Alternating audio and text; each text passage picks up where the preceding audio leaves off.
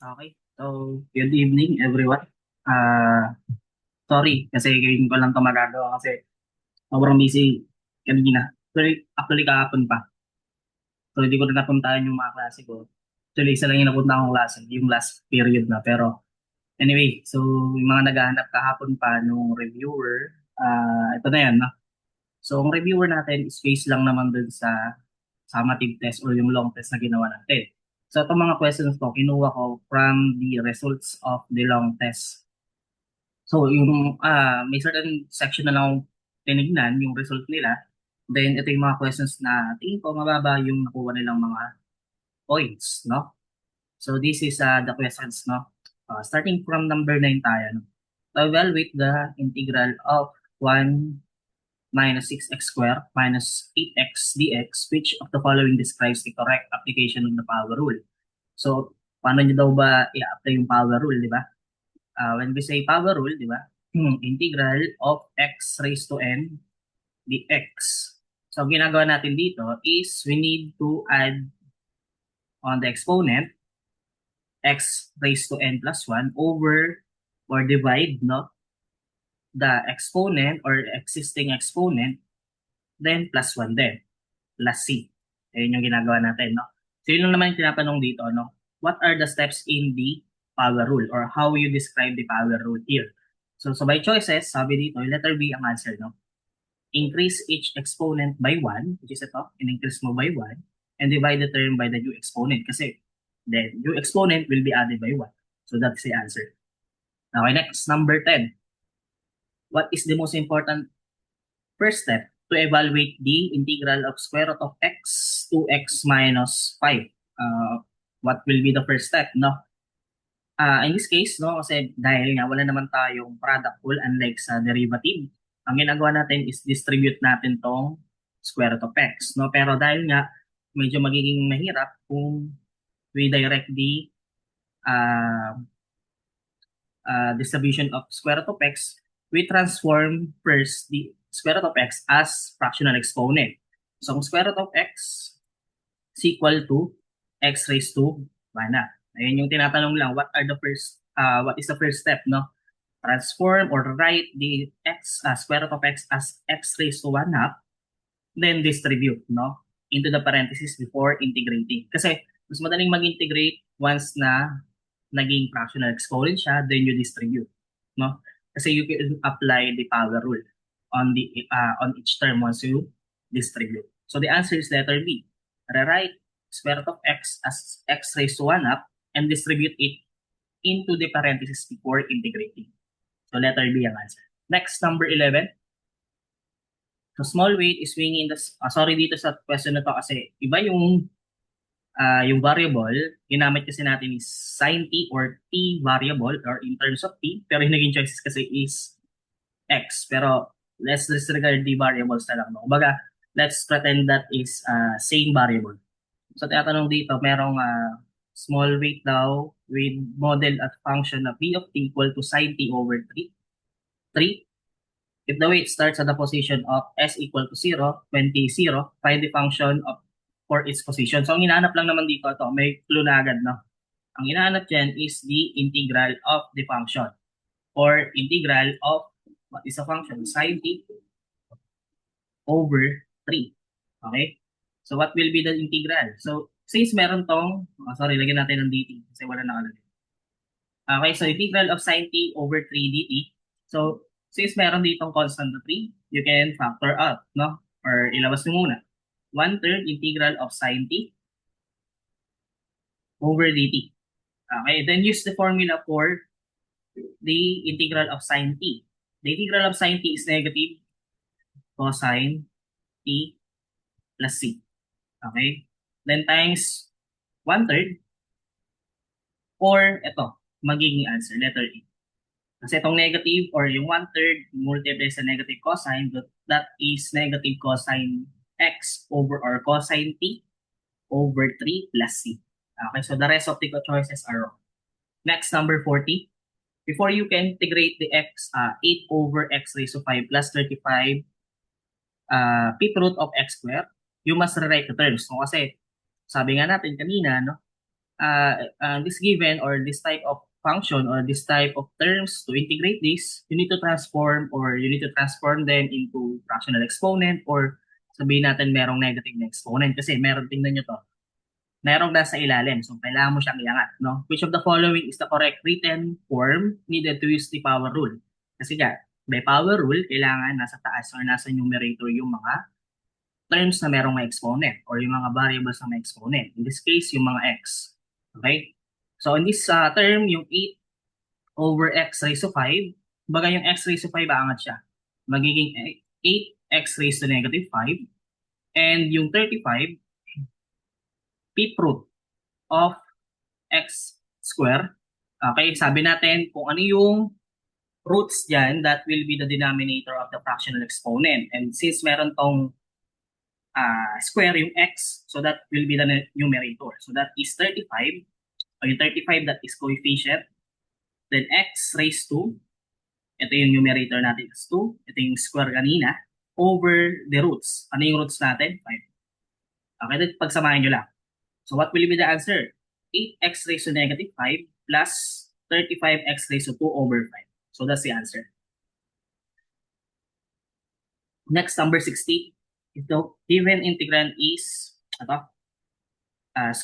integral of fourth root of x raised to 7 dx, what would be the first step to integrate the function?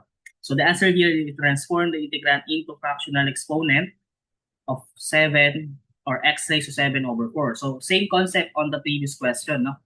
On this given, ganun din gagawin natin. So yung magiging transformation ng fourth root of x raised to 7 is equal to, ulitin natin, yung nasa loob is the, same pa rin.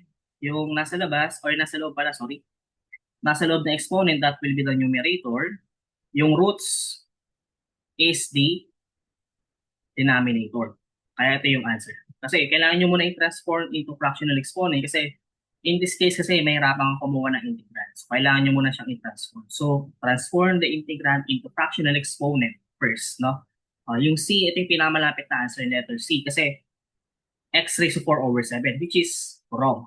Bakit siya mali? Nasa taas kasi yung roots, which is yung 4. Nasa ilalim naman yung nasa loob or nasa exponent ng x, which is baliktad. Dapat 7 over 4. Next, number 17. Hindi natin makabasahin to. The function here, ang gagawin nyo lang naman daw is you need to integrate the function given.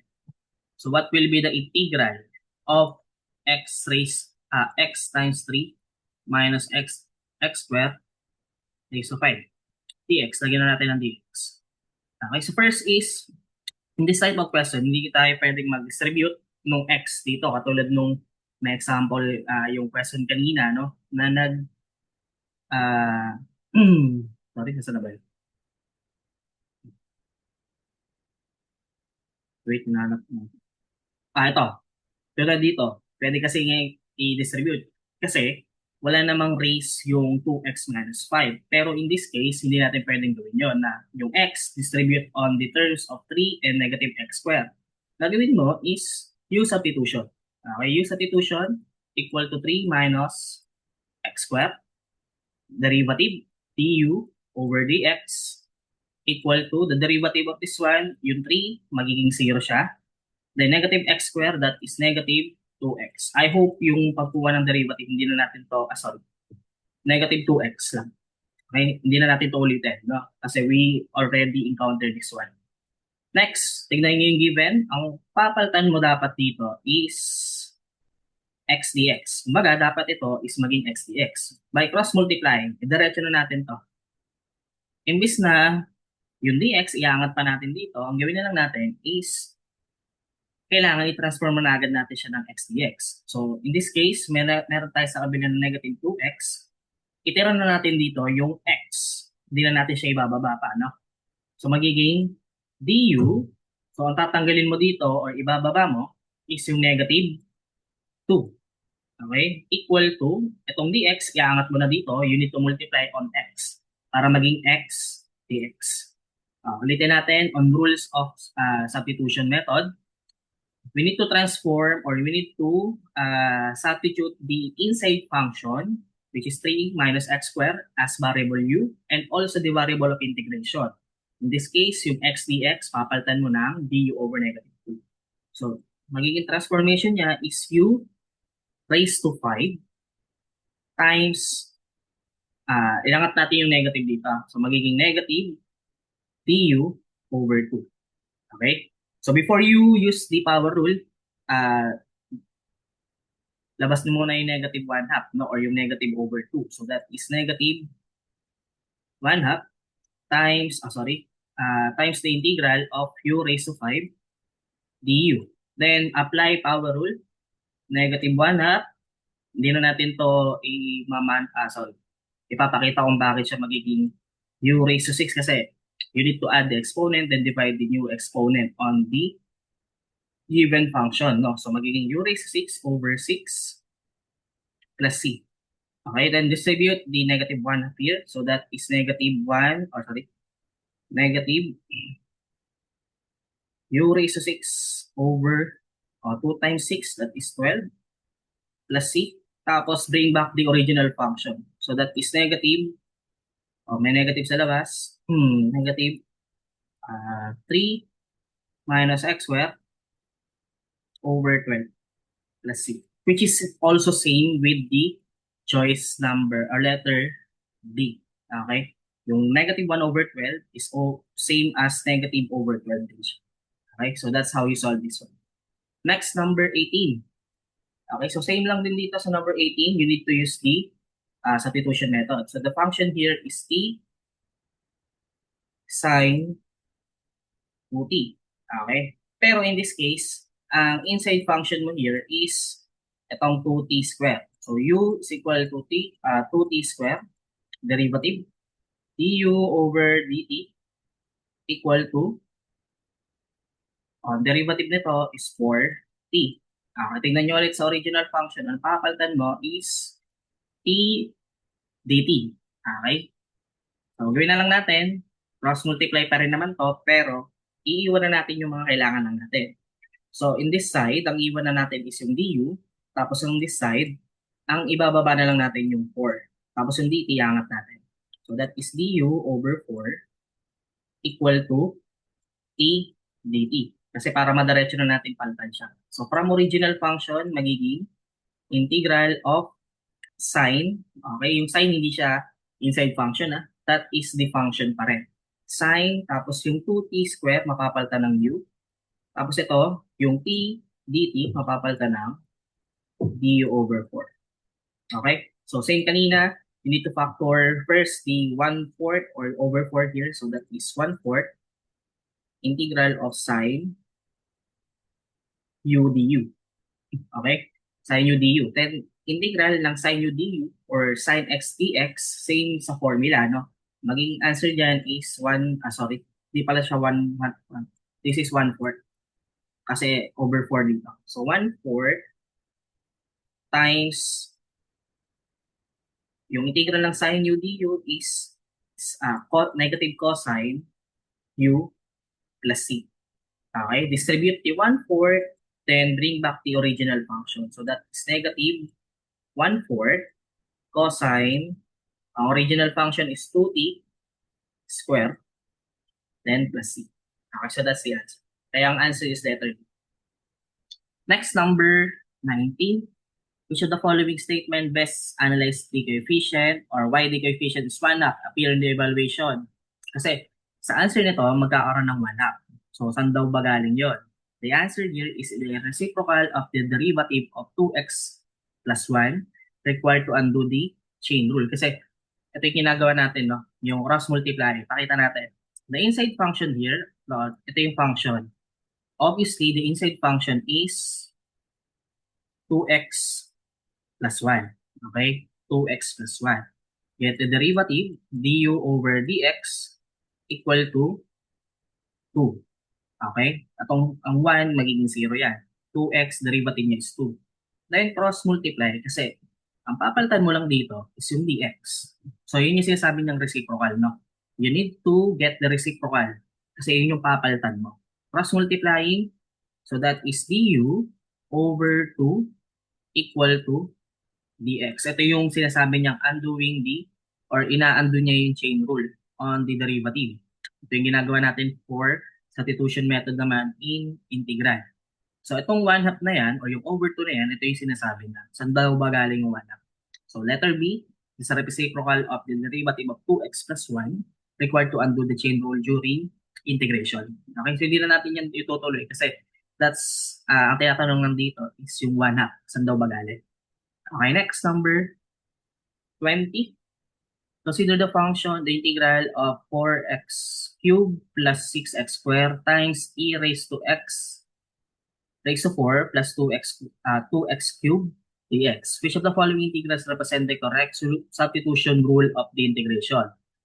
In this case, ano daw yung gagawin natin for substitution rule? Okay? So obviously, this is exponential with Euler number. Kasi merong e. So, e raised to u, du, ibig sabihin yan, yung inside function mo, yung choices naman kasi pare-parehas. So, obviously, the inside function here is yung nasa taas. Ano ba yung nasa taas? X raised to 4 plus 2x cubed. Mali yung letter B kasi this is the function na nakamultiply sa e or do sa Euler number. And also this is also wrong kasi merong plus c. Then this is also wrong kasi hindi naman siya given on the given function or the given integral. Okay, so the correct answer here is letter A. Next, 24. Ito, marami nagkamali dito kasi ano ba yung family niyan? Family of the curves, no?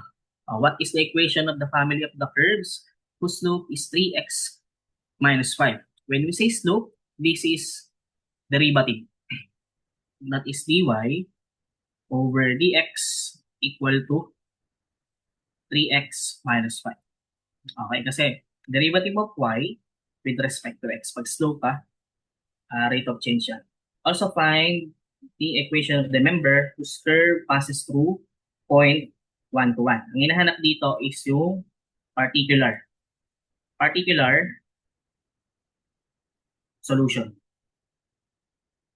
Okay, particular solution. Okay, ang hinahanap yung particular solution. How do you solve the particular solution on DE or differential equation? First is find the integral of this, no? Yung function. Ano ba or yung derivative? Ano yung magiging integral niya? Ang magiging integral niya is integral of 3x minus 5 dx. Okay, using power rule, this is 3x squared over 2 minus 5x plus c. This is general solution pa lang. Okay, this is general solution. Pero, ang hinahanap natin is the particular solution. How do you solve this one? Pag sinabing particular solution, you need to find the solution of the DE, pero in this case, meron ng value C. So, paano nyo gagawin yon? So, this is y equal to this function. Kasi ito na yung integral niya. Okay? So, gamit daw yung points na to. 1, 2, 1. Remember, this is points. So, this is x and y. Okay, so substitute nyo lang, then find the values of x or values of c. Yung x natin is 1, tapos yung y daw natin is 1. So, that is 1 equal to 3 times 1 squared over 2 minus 5 times 1 plus c. Okay? So that is 1 equal to 3 times 1 squared, that is 3. 3 over 2 minus 5 plus c. Okay, so minus natin to. So 1 equal to 3 half minus 5, that is negative 7 over 2 plus c. Tapos lipat natin sa kabila tong negative 7 over 2 kasi you need to find the value of c. So pag nilipat ko siya, so that is magiging plus 7 over 2 equal to c. 1 plus 7 over 2, that is 9 over 2. Yung c natin. So ibig sabihin from the GS, para maging particular solution siya, papalitan nyo tong c as we solve. Ito yung solve natin. 9 over 2. So that is 3 x squared over 2 minus 5x plus 9 over 2. So that's how you solve the particular solution. Okay? So, yun yung tinatanong din, no? What is the equation of the member whose curve passes through the point 1 to 1? So that's the answer. So itong particular solution, nagbabago yan, depende sa magiging values of x and y. So kung iba yan, magiging iba rin yung value ng c. Okay? So that's how you solve the particular solution. Okay, next, number 25. The rate of change of dy over dt in the population y with respect to the time t is given by dy over dt equal to ky. I think this is given on or naibigay na natin on the PPTs, no? So babasahin nyo na lang. Where k is the birth minus death. Kasi yun yung difference between them, no? So that's how you solve for the proportionality constant, no? Which of the following statements are true? The answer here is letter C. Bakit? Ang K daw, pag yung K daw naging positive, ibig sabihin nun, meron tayong growth. Ibig sabihin, kapag may growth, mas mataas yung birth kaysa sa death. Okay? In this case, tama to, no? If K is positive, that is when birth is greater than death. Ibig sabihin, mas malaki yung birth kaysa sa death. Then there are more births than deaths, and dy over dt denotes growth kasi papalaki yung magiging population niya. Kasi mas maraming nabubuhay kaysa sa nangamatay. Bakit mali yung A? K is positive. Remember, kapag positive ang K, that is the notion of or denoted as growth. Pero this case, letter A, pinakita daw niya is decay, which is mali. Ang mali rin to. If K is negative, sabi, K is negative, ibig sabihin, mas marami yung death kaysa sa birth. Mali na agad siya. Kasi dito, sabi dito, birth, sorry. Tama pala to, sorry. That is when birth is less than death. Ibig sabihin, mas marami or mas konti yung nanganganak or pinapanganak kaysa na namamatay. Okay? Then there are more. Ayan, ito yung mali. There are more, sorry, tama to. No, sorry. Tama to, no? There are more deaths than births, no? Pero, mali yung denotion niya or yung denoted na ano or denotes niya ano kasi growth ang pinakita. Magiging tama lang siya kung naging decay siya. Pero in this case, mali to. Mali rin tong case negative. Okay? Kasi same lang to sa letter B. Same lang sila. Okay, same lang sila. Ayan. So, yun yung ating question. For number 25. Okay? Next, number 28. Ito yung maraming mali rin, no? So, suppose the culture of bacteria begins with 7,000 cells and dies by 20% each year. What is the equation to represent this equation, no? Remember, ang starting lagi natin ng population is 100%. So, nababawasan doon siya ng 20%. So, meaning, every year, nagiging 80% na lang siya. So, tingnan nyo, nasan ba yung 80%? Converted sa yung 80% as 0.8. O, sa choice dito yung may 0.8. Ito lang siya. Kaya letter A. Ganoon lang siya. Next, number 33. The right hand Riemann sum for the function that is strictly decreasing. Pag sinabing decreasing, let's graph this one. Pag sinabing decreasing, ang function natin is, for example, ganito. Ayan. This is decreasing, no? So, kapag kumuha tayo ng area from at this point and at this point, ito yung magiging itsura niya. Papakita natin yung mga rectangles sa Riemann sum. So, this is right. No? Kasi tingnan nyo, tinatamaan nyo yung mga right endpoints. Ganun din dito. And so on and so forth. Hindi natin itutuloy. Basta nandiyan yung mga right endpoints. No? Decreasing yung graph, tapos right endpoints. No? A function that is strictly decreasing is which of the following? So, ano na yung denotion kapag decreasing ang graph, tapos right hand Riemann sum. Ibig sabihin, ano na yung itsura ng area or ilan yung area na makukuha natin. So, ang magiging answer lang naman dun, tatlo lang naman yun. Either exact solution or yun daw yung exact area, pwede siyang overestimate, ibig sabihin, mas mataas siya sa actual area or underestimate. In this case, kasi decreasing siya, tapos nasa right pa siya, decreasing, tapos nasa right, this is underestimate. Ibig sabihin, mas mababa yung makukuha nating area compare sa other Riemann sum pagka decreasing. Okay? Pero pag yung question dito, sabihin natin, naging left Riemann sum, this is overestimate. Kapag decreasing siya, overestimate. Okay? Pero kapag increasing, ang tsura ng increasing naman is from this point, tapos paangat na ganyan. Kapag nilagay natin yan, ayan, pag increasing, tapos sa right naman siya, no? Right ulit siya. Yan lang natin. Basta nasa right endpoint sa tama, no? Pag nasa right, increasing, babaliktad lang siya. Kung kanina, decreasing, tapos nasa right, underestimate siya, this is overestimate naman. Pero pag this is left, this is underestimate. Pag increasing yung graph. Okay? So, in this case, right hand or right three-man sum, decreasing, this is underestimate. Okay? Next, number 34. Based on the table, what is the left three-man sum of and the four sub-intervals to estimate the area? Okay? So, dito medyo confusing kasi yung given. Kasi, sabi natin, pag left three-man sum, mag-i-start siya sa f or x sub 0. Okay? X sub 0. So, paano natin kukunin yung magiging left Riemann sum dito?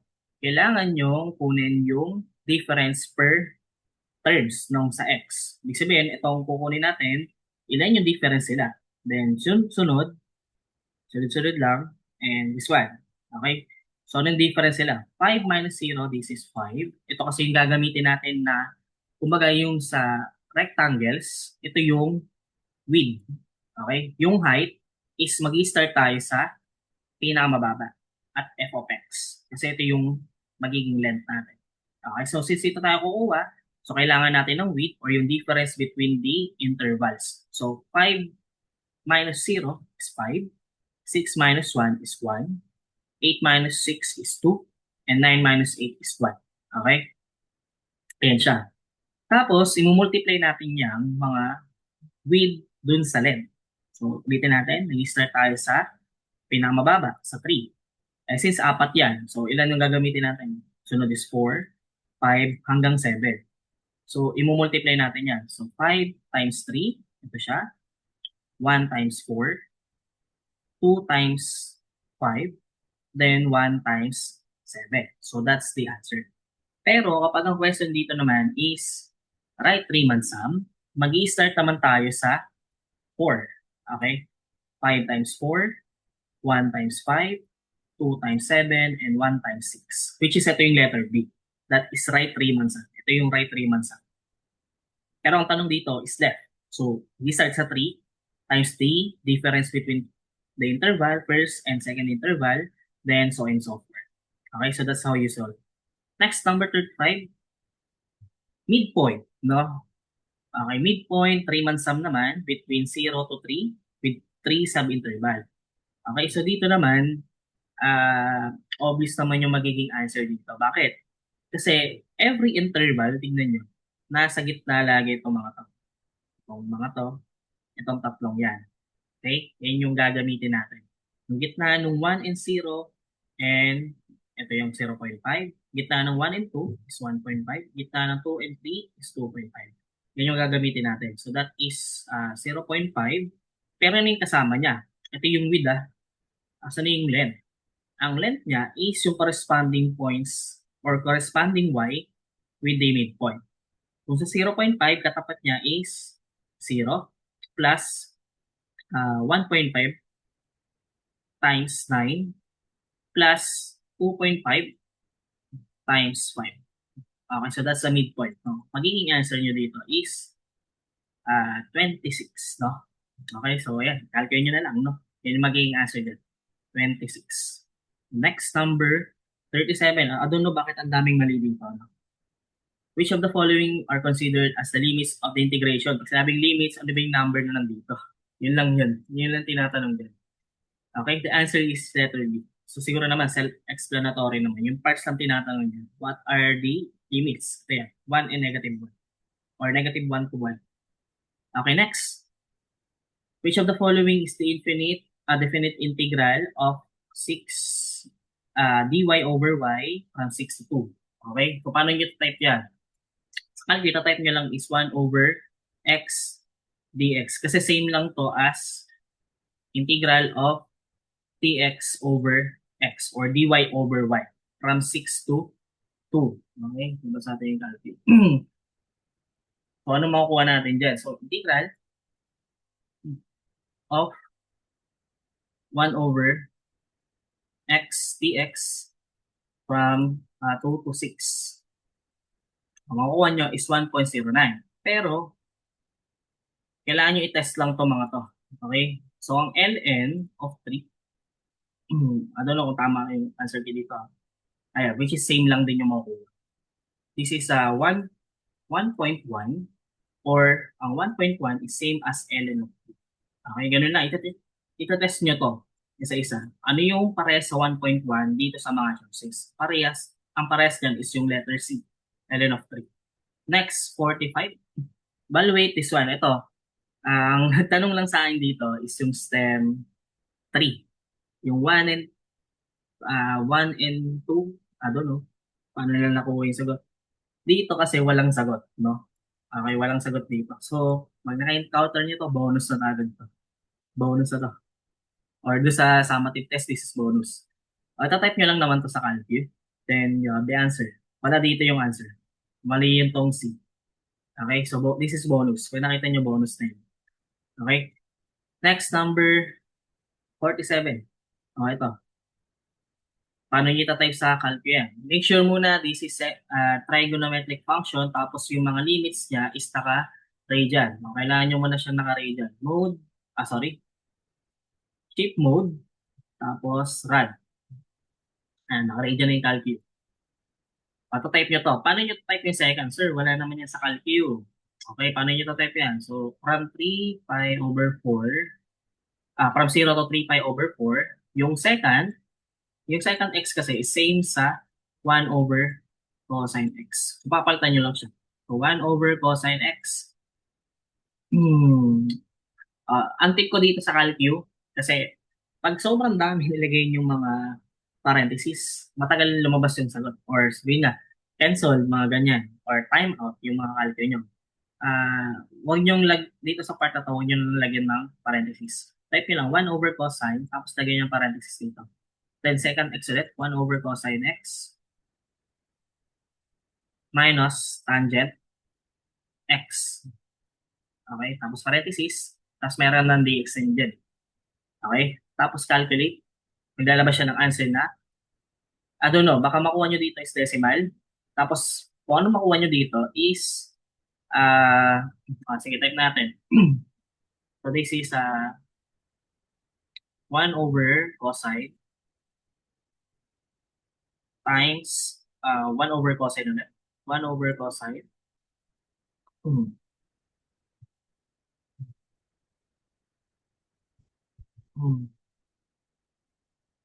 Minus tangent x.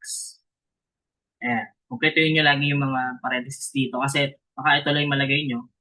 Tapos hindi nyo nalagay yung big parentheses, no? So, be mindful with the parentheses. Kasi kapag kulang ng parentheses, magsisyntax error na. So, from 0 to parentheses 3 pi, 3 pi over 4.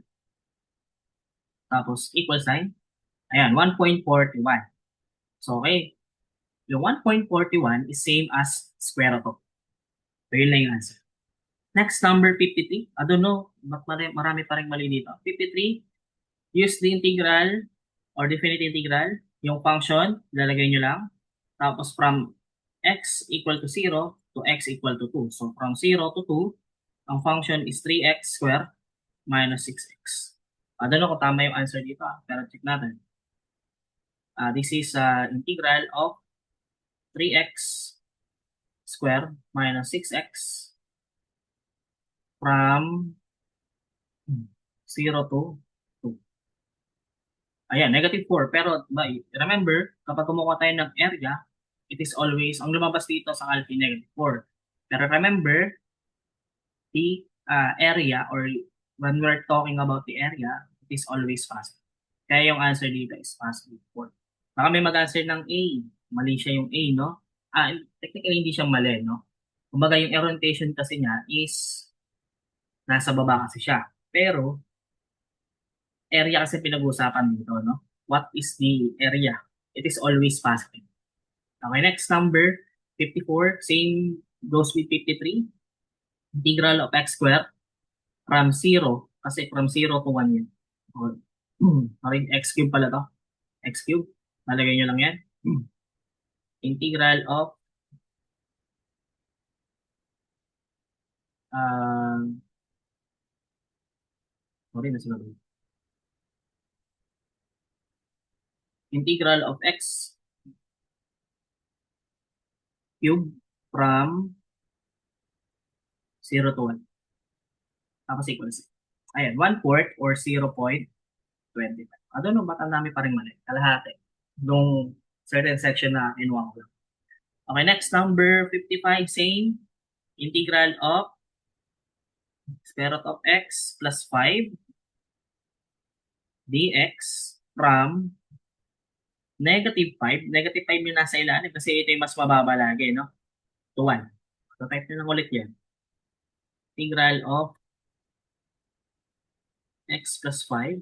Sorry. Square root of x plus 5 from negative 5 to 1. No, wait lang. Ang tagal lumabas. So, that is 9.70. 9.8, no? Yung 9.8, I think this is same as square root of 4 square root of 6. Ayan. 9.79, 9.8. This is same lang. Ayan yung answer. Next, number 56, 57. I-graph ko muna to, no, para at least ma-imagine natin what is cosine. Ang cosine kasi nag-start sa positive 1 sa taas. Okay? Start yan dyan. Ito yung 0. Sa 0. Tapos, yung graph natin, kasi nandito sa start sa 1, bababa agad yan, no? Saan siya bababa? Anong point? Pi over 2. Or in degree, this is 90 degrees. Pero gamitin natin yung, yung radian. Tapos, sabi dito, ang limits kasi natin, or yung upper and lower limits is from 0, from 0 to pi. Okay, so ito pa lang, pi over 2 pa lang to. So, pupunta yan dito hanggang kalati lang. Okay? Kasi sabihin natin ito yung pi. Ayan, yun yung kukunin nating area. Yung area na nandito, ayan, yung area na nandito, and also area na nandito. Okay, so anong gagawin nyo? Ang mga limits na gagamitin nyo, yung una is 0 to pi over 2. Yung isa is pi over 2. Kasi dito na yan. Yung pi over 2 ulit dito hanggang pi. Okay? Paano nyo ilalagay yan? Integral, i-add nyo lang yung magiging area na to. Integral of ano yung function? Cosine. Cosine x dx from 0 to pi over 2. I think makukuha nyo yata dito yung isa is negative. Ito, magiging positive 1. Yung isa naman is integral of cosine x dx from pi over 2 to pi. So that is negative 1. Pero this is always positive. Kaya i-add nyo silang dalawa. 1 plus 1 is 2. Okay? Kaya yung answer dito sa dalawang question na to, parehas maraming mali dito sa dalawang question na to. So the answer is positive 2. Okay? Next, number 58. Number 58. Ito, medyo tricky kasi itong 58, no? What will be the area between two curves of y equal to x squared minus 2 and y equal to negative x minus y square plus 3. Okay? So, in this case kasi wala kang values of x. Hindi mo alam. Okay? Kasi yun yung kailangan mo in order for you to input integral q or to find the definite integral. Gagawin nyo is find the values of x. Itong y na to, nasa taas, lagay nyo na lang dito sa y na nasa ilalim. So, that is x squared minus 2 equal to negative x minus 1 square plus 3. Okay? Expand muna natin to para maayos natin or mahanap natin yung values ng x. This is x square, copy lang yung kabila. Minus 2 equal to x minus 1 square. That is, lagay muna natin yung negative sa labas. So that is x square. Hindi na natin papakita kung how we expand this x minus 1 to square. Papakita ko na lang ano yung answer. X minus 1 square, that is x square minus 2x plus 1. Then plus 3 sa labas. Okay? Copy lang ulit yung kabila, x square minus 2. Tapos distribute yung negative. So that is negative x square. Negative times 2, negative 2x, that is plus 2x. Negative times 1, that is negative 1, plus 3. Okay? Kasi yung sinulit natin, x square minus 2x equal to negative x square plus 2x, copy lang yan. Ito, add natin to. Negative 1 plus 3, that is positive 2. Okay? Itong side na to, lipat natin lahat yan sa kabila. Itong x square or negative x square magiging positive. Add sa x square, that is 2x square. Itong 2x na to, magiging negative. Negative 2x minus 2x, that is minus 4. Minus 4x. Then itong positive 2, magiging negative 2 equal to 0. Okay? So lahat to divisible by 2, divide mo lahat to by 2. So that is x square minus 4x, minus 2x minus 1 equal to 0. Then factor natin to. Ang factor niya is x, then sa kabila is x. O, paano naging, wait lang, tama ba? Okay. X square minus 2x, wait lang, parang may mali.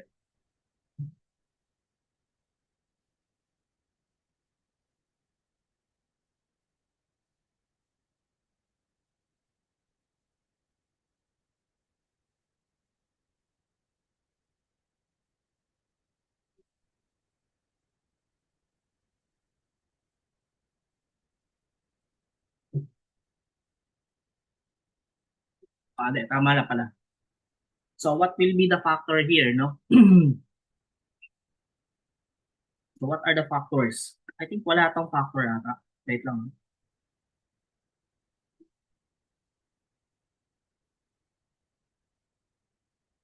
Wait, mali.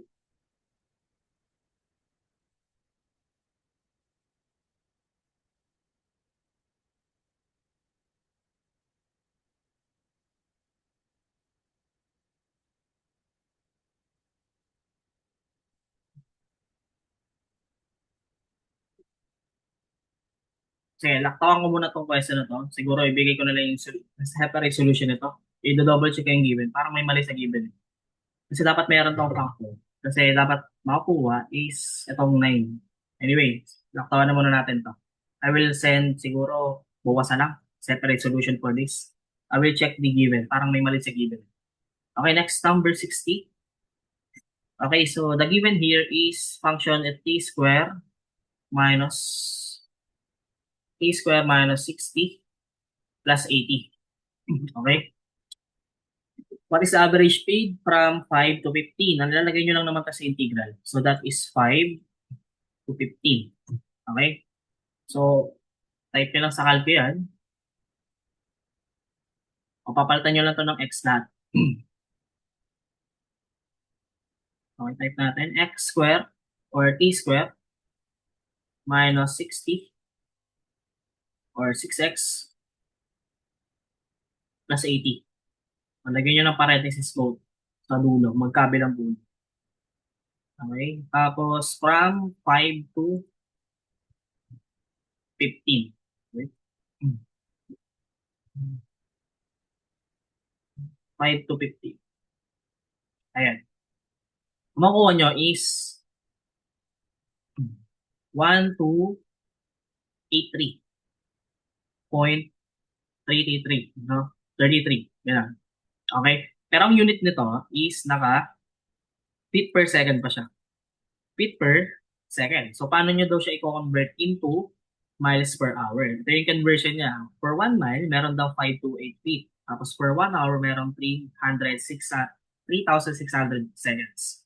So, to convert this one, ayusin natin to. Para makita natin. Feet per second. So, una muna natin i-convert or i-convert yung feet. Kailangan maging miles siya. So, ilang feet daw per mile? So, per 1 mile, ilang feet? So, 5,280 feet. In this case, makakancel yung feet. Ayan. Matitira dyan is mile. So, matitira sa units kapag minultiplyan nyo sa 1/528 is mile per second. Pero, we need per hour. So, another multiplication na naman. So, etong seconds, kailangan mapalitan siya into hour. Okay? Or per hour. So, per hour, ilang seconds daw? 360 or 3,600 seconds. So, bakit ganyan? Bali-baliktad. Tingnan niyo yung unit kasi. Pag ganito yung unit is, kailangan makancel siya. Okay? So, kung yung feet nasa taas, kailangan yung feet nasa ilalim, yung i-conversion niya. Okay? Para mapalitan siya as mile. Same goes with this one, no? Yung second nasa ilalim, kailangan yung second nasa taas para makancel mo yung unit. Ang matitira na lang is hour. May kita nyo, ang matitira is mile per hour. Okay? So, multiply all of this by this one. So, that is, gamitin ko na lang ito yung answer. Hindi ako uh, round off muna. Okay? So, answer lang sa calcu, multiply by 1/5, 5 to 80. Tapos, times ulit ng 360, 3,600 over 1. Tapos, equals. So, that is the answer, 8.7 mph or miles per hour. Okay? So, the answer is letter A. I don't know, ba't marami pang mali dito sa 60? Sa exam or sa summative test, ito yung given din. I don't know paano nyo nakuha. Baka na-search na during the exam. Ayun yung answer. So, that's how you solve this one. Ang nagpahirap lang dito yung conversion. So, that's how you convert one unit to another. Yung feet, ginawa natin mile. And second, ginawa natin per hour. Okay, so that's how you solve for number 6. 875 mph. Okay, that's all for our review. Kumbaga, kinuha ko lang dito yung mga least mastered questions, no? Or yung mga medyo mababa yung mga questions. Mababa yung mga nakatama, no? Okay? So that's it, no? I-upload ko na lang to. Sana mabilis ang internet. Hoping tayo na mabilis ang internet. Then, sisend ko na lang sa GC. Okay, good luck tomorrow sa exam.